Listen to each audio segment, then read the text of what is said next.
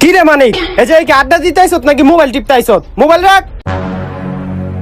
আচ্ছা বন্ধু খারা, আমি একটু প্রসাব করে আহি। যা। কি রে হাঁপাইতাছত কে? আরে বেটা আমগো লগের মানিকে তো মইরা গেছে গা। হই বেটা, তোর মাথা কি খারাপ হইছে? মানিকে একটু আগে আঙ্গ লগে আসিল, এখন মানিকে মুততে গেছে।